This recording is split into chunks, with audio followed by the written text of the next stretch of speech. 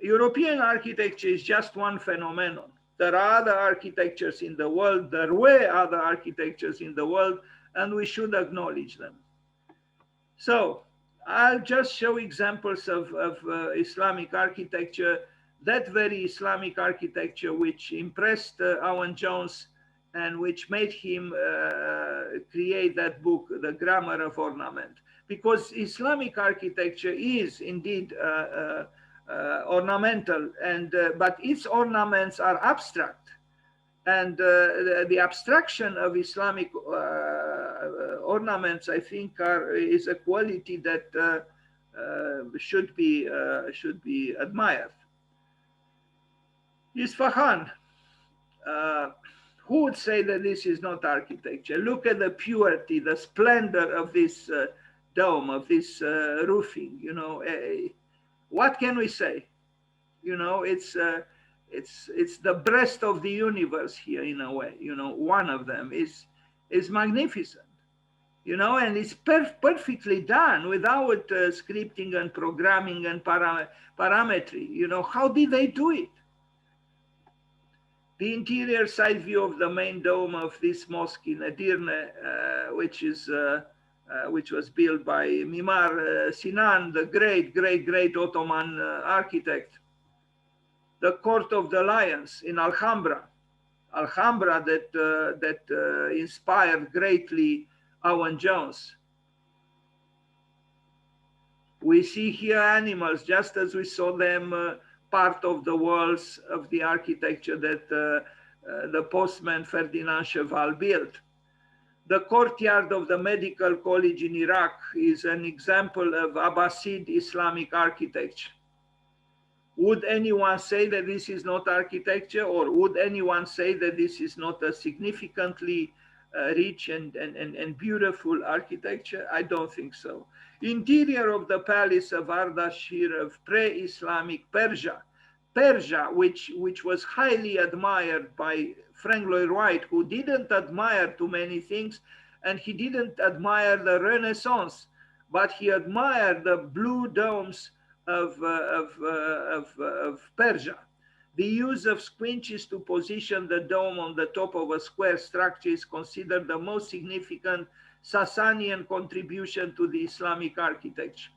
Here we don't have ornaments, but ornamental is the if we can call it so, is the ability of the Sassanid builders to translate, to transgress the square into the roundness of the cylinder or the cone. Look at the base; it's a square, it's a 90-degree, but then it becomes round. Of course, it becomes round because it moves. The building moves upwards towards the sky. It cannot remain a cube. Even Goethe had a sculpture on his desk, and then it was placed on his tomb, on his grave, a sphere sitting on top of a cube. The sphere is a symbol of heavens, and the cube is a symbol of the earth. The Dome of the Rock in Jerusalem. Again, look at the ornaments, you know, and again, why are we refusing them? Why don't we create a new ornament? Inside the Prophet's Mosque in Saudi Arabia, I'll show also some newer examples, and then we'll go in some detail of the older buildings. Mosque in Iran,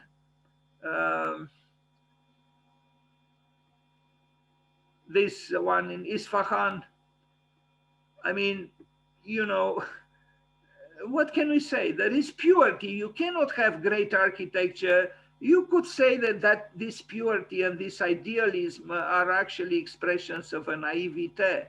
We are sophisticated today. We became cynical. We don't quite have any longer that faith to labor. Look at the perfection of what is here, you know.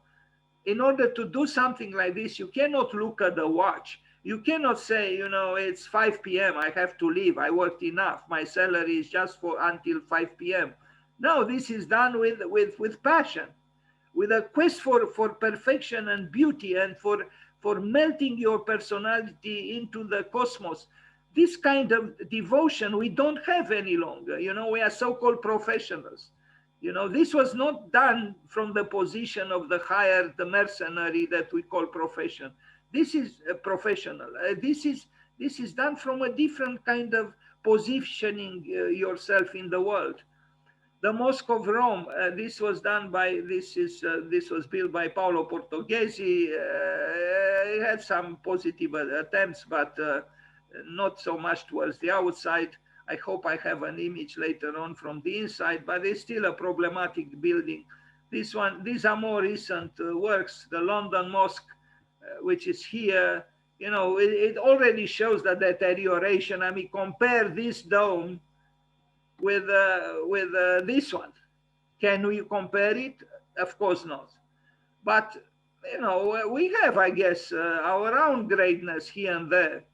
A view of intricate tile work on this building in Bukhara. What can we say, you know? I mean, just let us imagine what the builders of this building felt when they did this. They clearly worked for beauty, you know. They didn't have our concerns, you know, to place in a most impeccable way a refrigerator in the kitchen or to resolve a parking lot. They had other preoccupations, you know, and to be honest with you, I envy them. I envy them.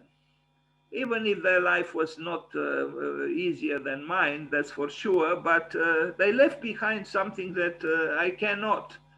A view of another mosque in Pakistan, you know, the Islamic world. This one is the largest and oldest mosque in India. One of the largest and oldest mosque in India, Indo-Islamic architecture.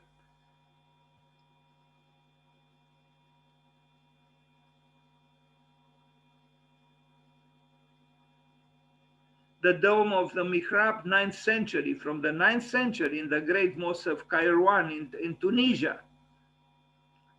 Interestingly, here there isn't so much ornament, it is true, but it is nevertheless impressive. Plus, here you have the intricate work of the bricks, and those in themselves give texture and richness to the wall. The large hypostyle prayer hall in the great mosque of Kairouan, dating in its present form from the 9th century in Tunisia. And look at the rugs. We might have stone buildings, but we still need Persian rugs, as they are called, some of them, you know. Why do we need a Persian rug? Can you imagine a Persian rug which is white or gray? Just that, without ornamentation? No way. The great mosque of this one is in Mali, you know, built with clay, and it is remarkable.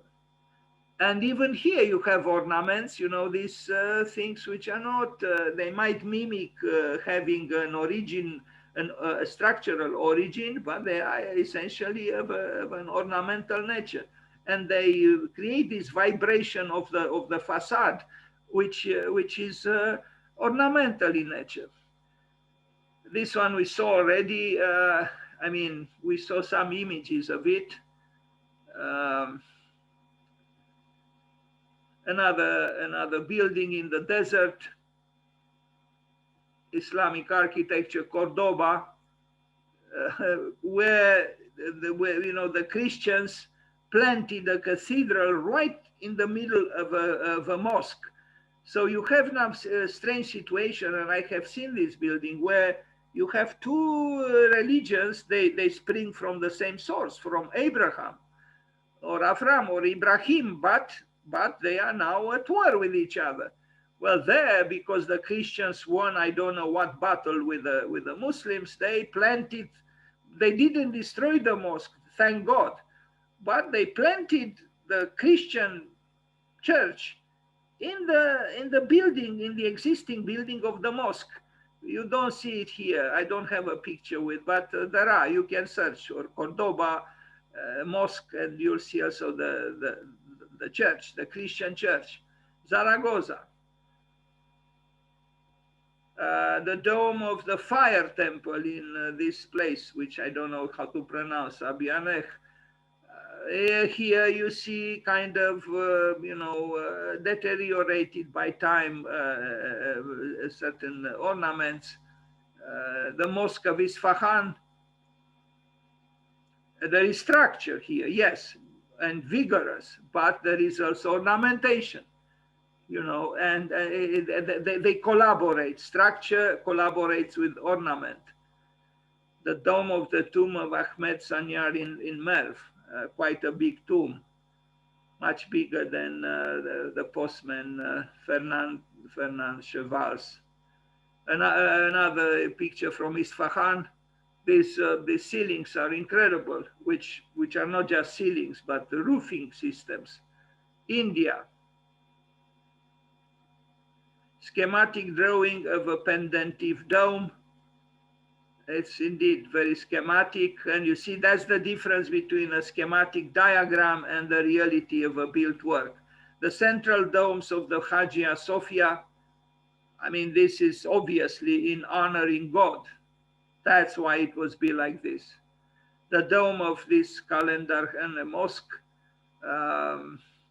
you see, you have the structure, but then the culmination cannot say no to ornament, and this is done everywhere in the world. It's why is it that the last step towards the sky becomes ornamental? Well, because also in the case of the human being, the hair is some kind of ornamentation, and many people ornament, so to speak, they coiffure themselves. Why? This mosque in Edirne, which was built by Sinan, Mimar Sinan, the architect, the great architect Sinan, we saw already a picture of it. Now the design of Mukarnas quarter vault from this Topkapi scroll, again, geometry that is welcoming sensitivity in the form of ornament. The necropolis in Samarkand, the great city of Samarkand. There was culture and there is culture and there will be culture in other parts of the world besides Europe or North America, that's for sure. Alhambra again. Look at this. Now imagine this had a flat white ceiling, and roof. Would have been the same thing? I don't think so.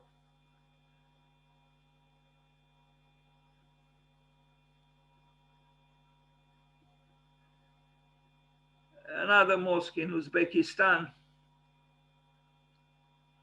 Who cares that the elements destroyed some of the beauty of the ornaments? In essence, for the spirit is indeed enough.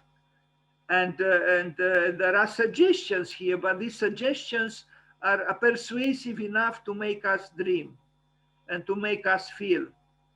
Geometrical tile ornament in Morocco.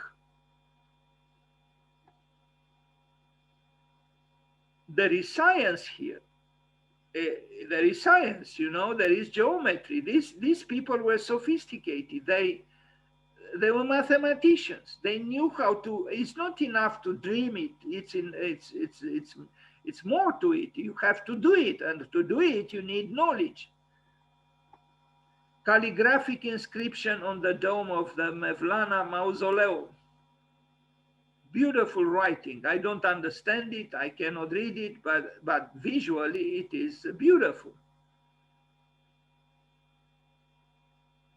Do we write on our walls, white walls? No, of course not. But then the graffiti artist sometimes comes and in exasperation picks up his can of, spraying color and begins his wild protest. Because the graffitis are also a form of protesting our so-called pure white world, which is not pure at all. Dome of the Shah Mosque in Isfahan with calligraphic inscription. Lots of calligraphic inscriptions, and they are magnificent. This is truly done for the glory of God and nothing else. There are no signatures here. None of the creators of this beauty even thought of signing it, you know. This is done in modesty, in humility, for the glory of God. That's it. Something we cannot even conceive these days. Bengali Islamic terracotta from the 17th century in Bangladesh. Look at the richness of this. It's essentially an architectonic Persian rug. Prayer hall of the Mosque Cathedral of Cordoba. I already showed a picture of it, but you don't see, you know, interestingly, it's called Mosque Cathedral. And I love the conjunction of the two, actually. You know, I regret that the cathedral actually raped the mosque because it came later and literally it raped the mosque. But I like the fact that the two forms, architectonic forms, coexist. A sample of modern Islamic architecture, the Mosque of International Conferences Center in Isfahan, Iran. It's a project. Even Zaha Hadid did a project for this, and actually a very interesting one, but I don't have it here. Again, in Isfahan, all the work. Now look at this, you know. Again, you know, why would one spend his day and his month and his year doing something like this? It's simple, actually, for beauty, for the glory of God, for earning one's life in this way. Now, we can choose, of course. We can watch a crime story on TV or a soap opera, or we can build something like this. It's up to us what we do with our life. You know.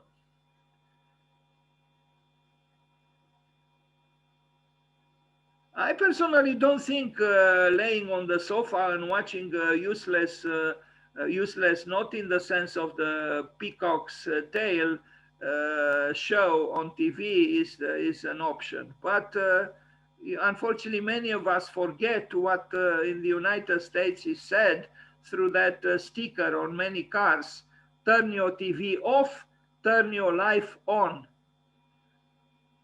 The TV could have been a great, and it is a great medium, although it is under attack now from the internet and so on. Unfortunately, it is a corrupt medium because it fell in the hands of people who are only interested in making money, and they make money through scandals. So you turn on the TV and what do you see? Scandals, scandals, and more scandals, you know. Killings, rapings, violence, you know, that's what we see. It's not about the beauty that we see here now, and it's not about education. It's about scandals, because scandals sell, strangely. While here we have a very different world. This is the world of beauty. You know, you might say this is not my beauty. I understand, but it is a quest for beauty. Again, I am amazed at this work, totally amazed. It is clearly built for God.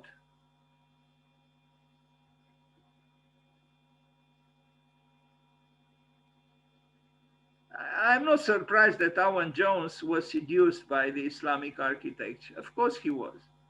I mean, there is beauty here, which has nothing to do with the specifics of the religion, the ideological so-called, you know, face of the religion. This is the mosque we already saw by Sinan, which has structure, obviously, but it also has ornaments, particularly inside.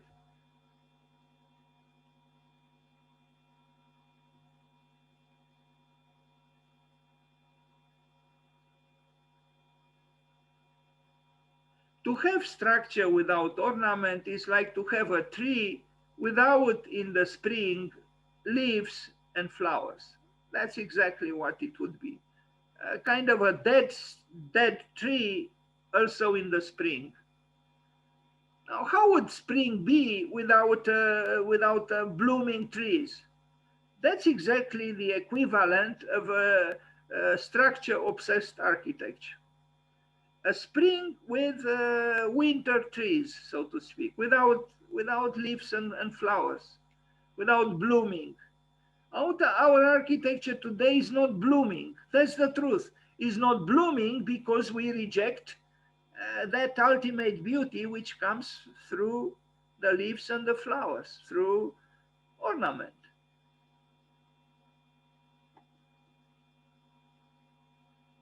How would the peacock be without its marvelous tail? Or the butterfly with the wonders of its wings, which is highly ornamental. And you wonder, why did God spend time to put his genius into the wings of the butterfly, which has such a ineffable life, it's a short life. The functionalists might say, I'm sorry, but God was rather not thinking when he squandered his genius on the wings of the butterfly, which almost doesn't live for such a short time. Why would he create, God, such beautiful wings? Well, fortunately, God was not a functionalist. That's all I can say. And I'm glad he was not. Well, how would our world look like if he was? Jesus. It would be unbearable. Alhambra Palace, Granada, Spain. Hello, hello, hello. Hello to beauty. Hello to the quest for what is sublime. Maybe not everything is sublime here, but still the quest is here. And there are other rooms here, and especially the gardens. I was there, I visited it, and the gardens and the way the builders understood, or the gardeners understood water is magical.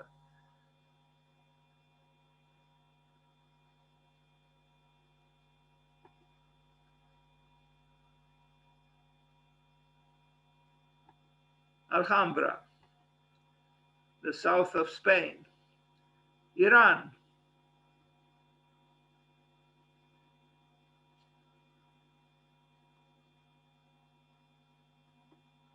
To look at this. I truly believe the builders of this earned their lives. They might not have seen the latest soap opera, but they earned their lives. Today I read that Thomas Heatherwick has invented a car which absorbs the pollution of the other cars. It's the dream of the human being that we can always overcome something that is bad through an invention. It's like the security systems. We invent more and more secure security systems, and then comes in the thief and says, wait a minute, you are not going to outsmart me. And so the thief discovers something to outsmart the most sophisticated and secure security system. It's the same with, it didn't cross the mind of Thomas Heatherwick to get rid of the car. No, we create another car which, instead of creating pollution, diminishes the pollution of other cars. But I'm absolutely sure that that car that he intends to create will not be just white and pure and positive, that itself consumes some form of energy.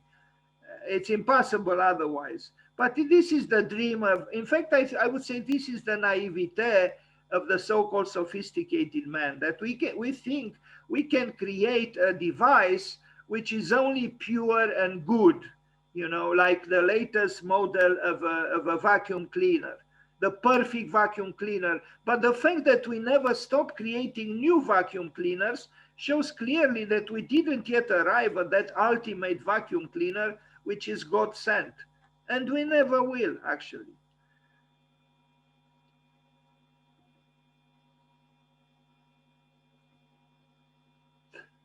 Is this architecture or not? Now we have to choose between our ergonomical concerns and our sublime refrigerators and parking lots, or something like this.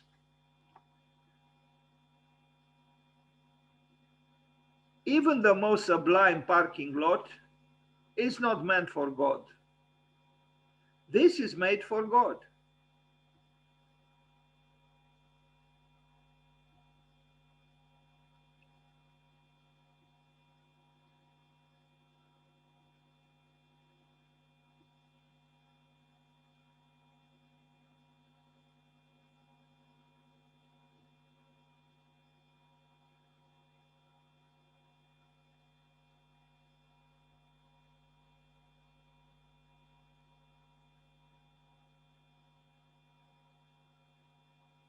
This was done without doubt with great work, with effort. And the people who built it disappeared, so to speak.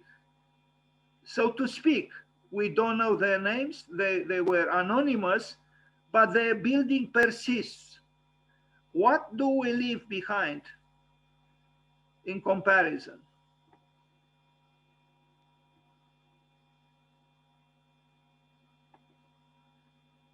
Bukhara, another great city, just like Samarkand.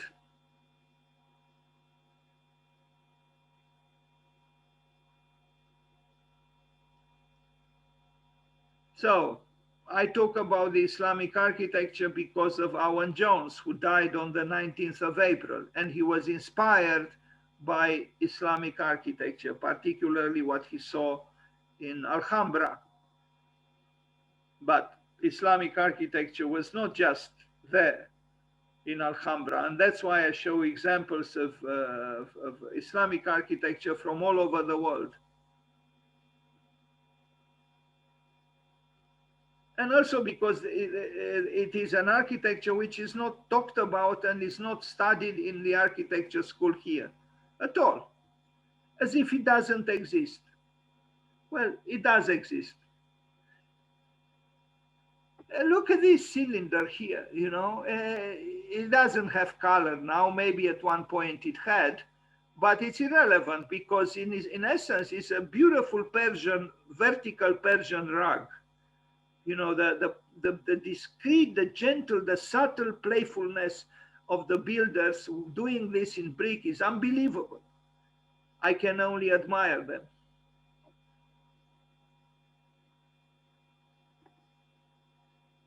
But even when ruined or deteriorated, there is greatness. I would say that's what I see in this picture.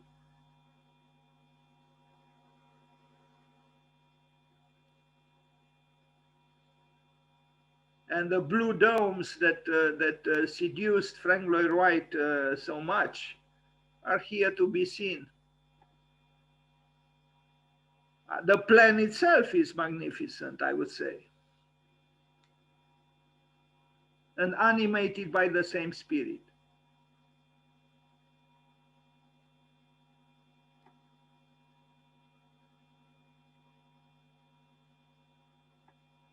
The great mosque of this one we already saw in a few pictures.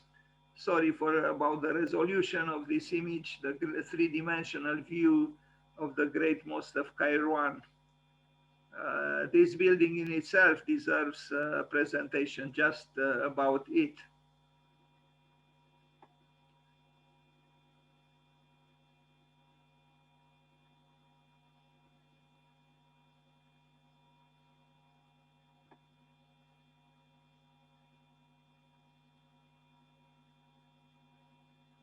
What I like about these mosques, you don't have chairs inside, like in cathedrals.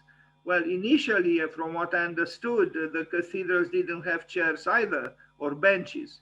Here you just have the rugs on which you kneel down, as you should, in front of God.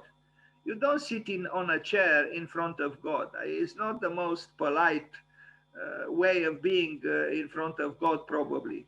But I understand, that human beings get tired, but maybe this is more appropriate in your interaction with God, as you are supposed to have one in a mosque or in a cathedral for that matter. I did notice that a Christian cathedral, is more impressive when it doesn't have chairs or benches.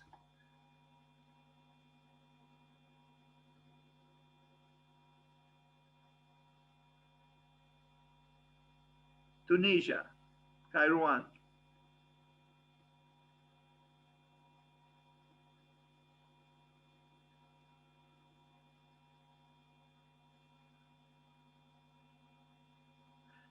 Sometimes the walls without decoration are equally impressive. I advocate the need for ornaments, but I also recognize the beauty of bare walls sometimes. There is beauty in austerity sometimes as well, especially when the wall is built of a material that belongs to the earth. And although also sometimes buildings built of concrete can be impressive, so I shouldn't be dogmatic about it. But I do think that ornament is needed at least sometimes. Isfahan, again, sorry for this picture.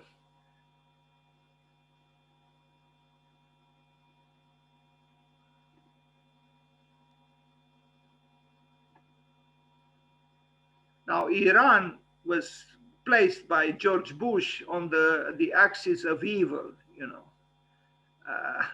how convenient, It is an old culture, a very old culture. And we cannot deny, its complexities and sometimes its beauty. I mean, could we say that there is less beauty here than in the North American highway or even the North American skyscraper? I wouldn't say so. There is beauty here.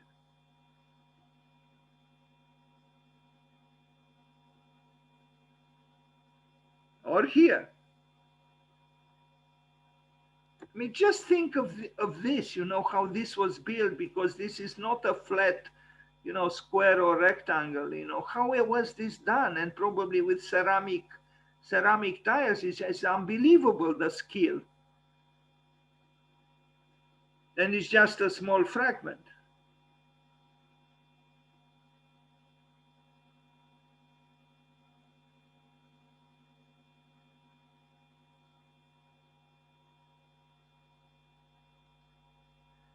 To assume, as some people assume, that the Muslims are just about war is simply not true, because what we see here is beauty. And beauty actually means peace, harmony.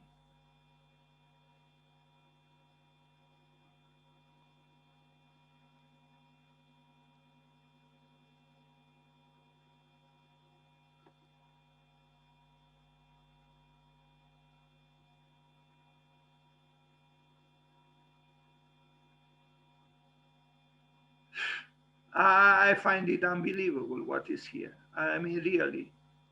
I mean, I am asking myself, if I am to build myself something like this, could I do it? I'm not sure at all.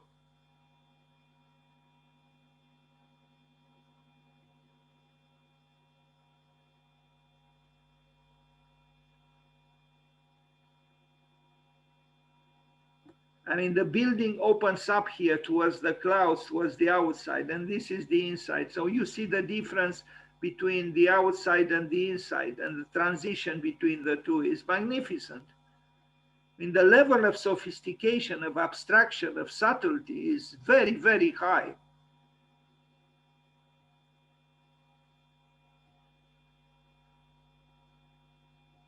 Bravo to them.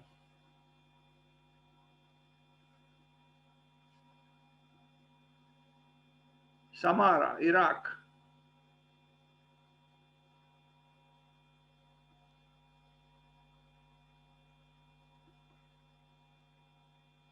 No ornaments here, but greatness without ornaments. This is also possible. But you have the spiral, which in itself is kind of ornamental, if you want.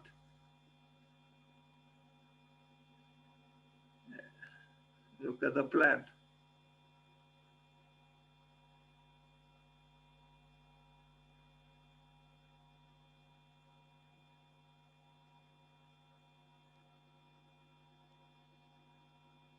When you build a brick wall, there is the implicit ornamentation arrived at through, the succession of the rhythm provoked by placing a brick above another brick above another brick.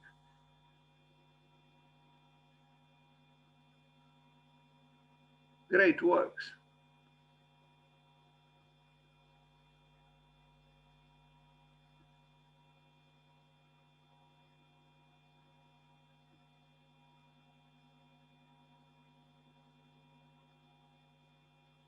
Now, Ingalls built a skyscraper in Manhattan recently, with a spiral going like this, and he advertised it as if it is the discovery of discoveries. Well, there are historical antecedents, aren't they? Here is one of them.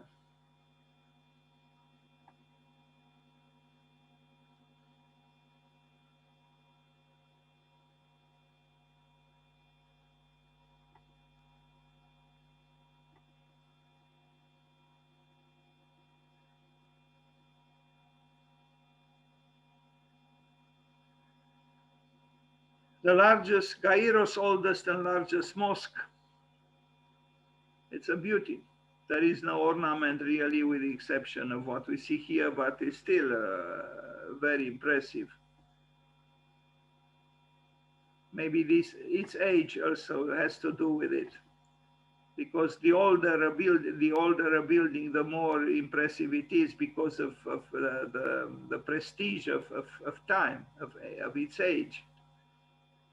I know what I felt at the Temple of Hera in Paestum, older than 2,500 years.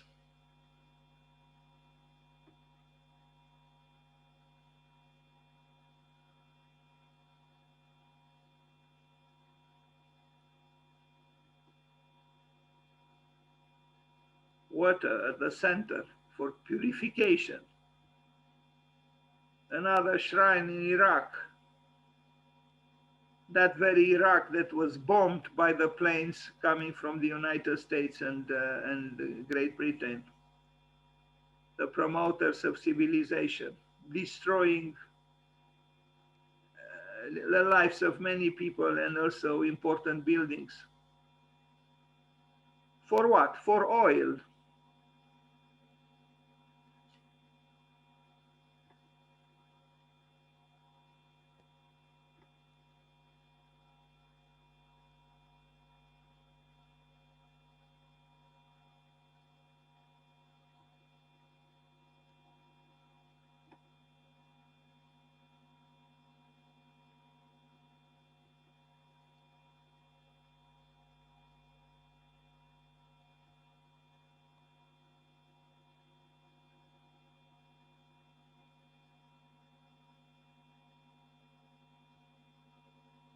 Afghanistan.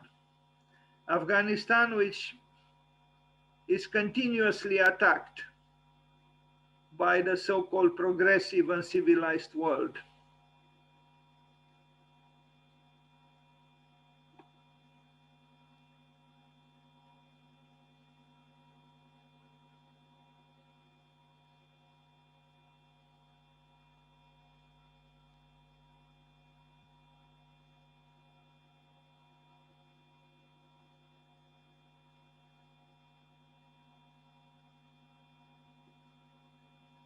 Are the soldiers of the many armies that attack Afghanistan aware of this beauty?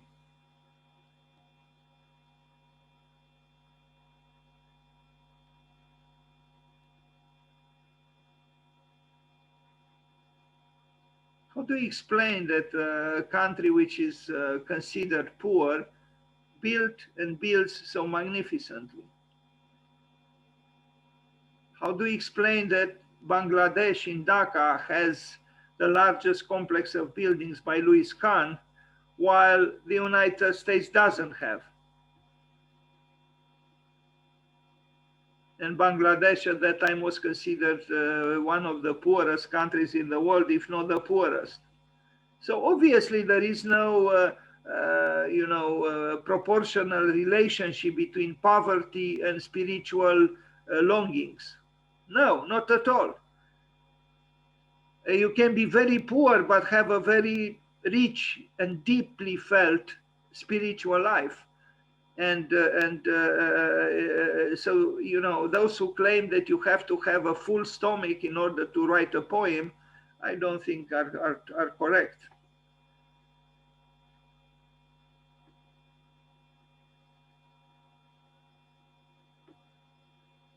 And I would go even further to say that those who are so-called poor have a chance to so-called revenge themselves through culture, through spirit.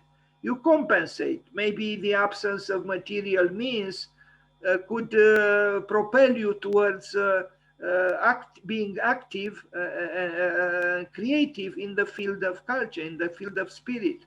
You say, okay, I am poor. I don't have so many highways. My salary is smaller. I only have one refrigerator and not four. I don't have a car, but I write poetry. I think, I read good books. I draw, impossible or possible dreams, and sometimes I build them. It's possible, even without, look at these people, you know, in Mali, you know, they are poor. They don't have a lot of money, but look at the building. I think is very creative. So poverty in itself does not excuse a society from expressing itself creatively.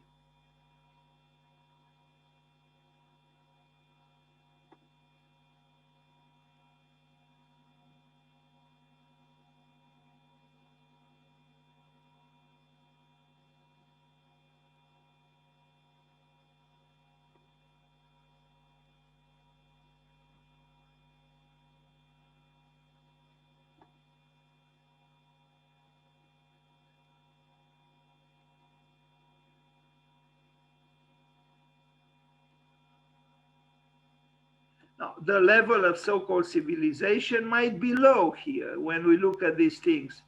But I think Alvar Aalto was right. Architecture belongs to culture. So here we see the level, the realm of culture. And here the level I intentionally avoid to go with the mouse, on the arrow of the mouse over the animals. Here we have so-called civilization or a poor level of civilization, but the level of culture above is illustrated convincingly. And look at the builders. It moves me, this picture. I keep showing it, and I show it with pleasure because these people are risking their lives in order to build. And I don't know, it's something about it which moves me.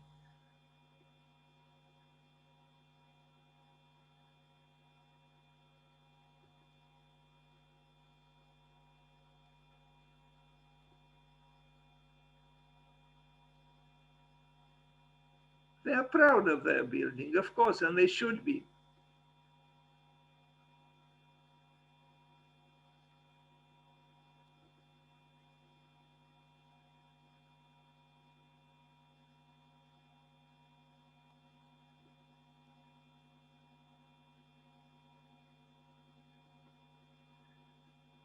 Decorative ceramic tiles used in Islamic architecture.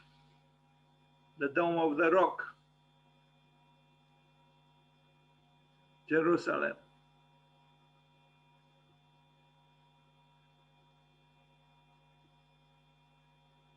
I truly think there is a future for ceramic tiles.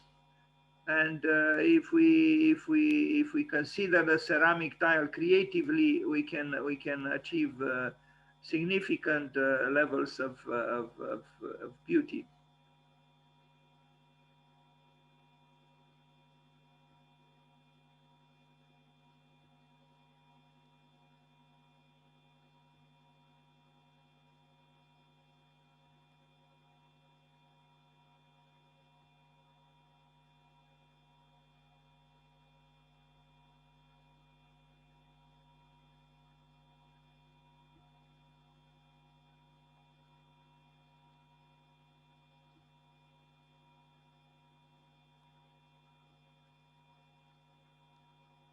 I totally agree with John Ruskin. You know, what is the most beautiful in the world is perhaps also the least, useful in functionally sense. You know, you cannot explain this work in functionalist terms unless you understand that beauty has a function, and a very important function. And without it, life is impoverished. Doesn't matter how many refrigerators you have, your life is impoverished if you don't understand that beauty has a function.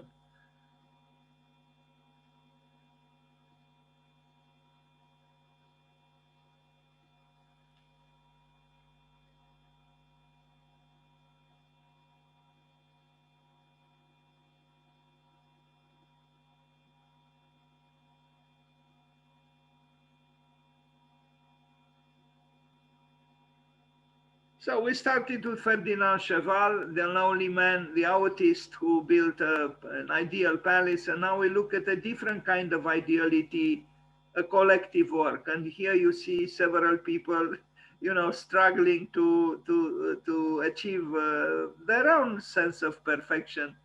And, you know, we are all one really in the world. You know, Cheval together with us, together with Iranians, the Iraqis, the Tunisians, and so on. We are all one, and we should live in peace. And look at the human hand. You know, the human hand that works in order to achieve this.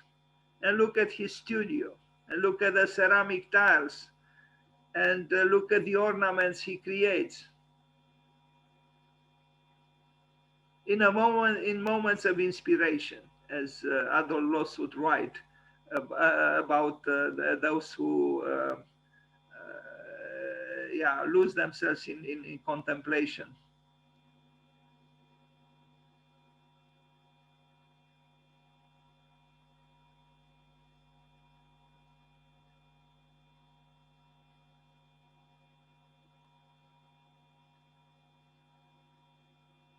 The cosmos is brought down to earth. That's what I see here. You know, it's an attempt of the human beings to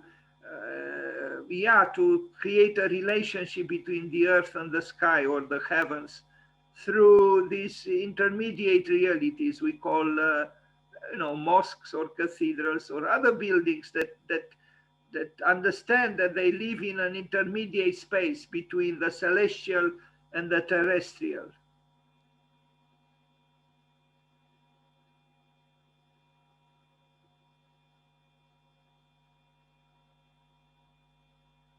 Even when deteriorated, I think a building that was in a noble way inspired at first still has something of that nobility, I would say.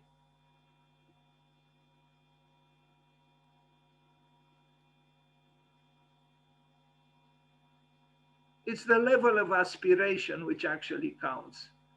Even if you don't arrive at where you want to arrive, or even if after you arrived where you wanted to arrive, the elements or wars or fatalities of all kinds deteriorate your work, something of that impulse, that longing remains, I think, even in scattered forms.